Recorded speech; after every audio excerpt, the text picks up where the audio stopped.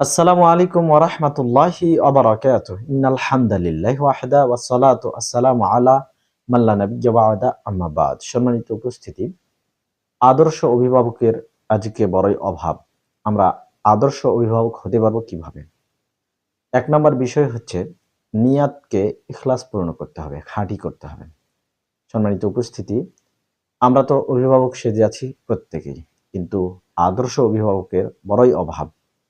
তাই আসুন নিয়াতকে ইখলাস পূর্ণ করুন। আপনার সন্তানকে আপনি কি করতে চাচ্ছেন, কি বানাতে চাচ্ছেন?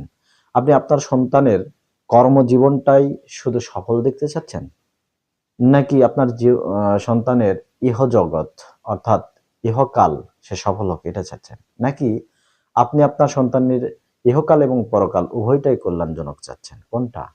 শেষেরটা অর্থাৎ ইহকাল ও পরকাল যে সফল, যে সুখ ও স্বাচ্ছন্দ্যে থাকবে, এটাই হবে সফলতা। সম্মানিত উপস্থিতি, এটা করতে গেলে আমরা অভিভাবকরা আমাদের নিয়াতকে আগে ইখলাসপূর্ণ করতে হবে। আমরা অনেক সময় দেখা যায় আমাদের সন্তানদেরকে দ্বীনি আলেম শিক্ষার পথে দিয়ে দেই, কিন্তু মাঝপথে এসে নিয়তটাকে চেঞ্জ করে দেই, পরিবর্তন করে দেই।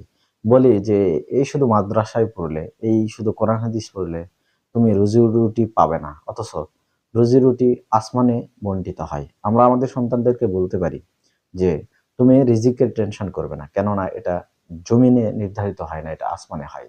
আর আসমানওয়ালা আল্লাহ তাআলা, তার পথে যদি তুমি থাকতে পারো, তিনি তোমার রিজিকের জিম্মেদারি নিয়ে নিয়েছেন।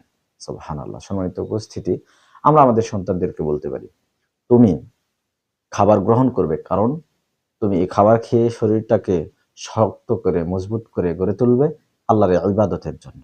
তুমি ঘুমাবে, তোমার নিয়তটা হবে কিসের জন্য? যে এই ঘুম থেকে জাগ্রত হয়ে তাহাজ্জুদ সালাত আদায় করবে। আবার তুমি টাকা অর্জন করবে কি কারণে?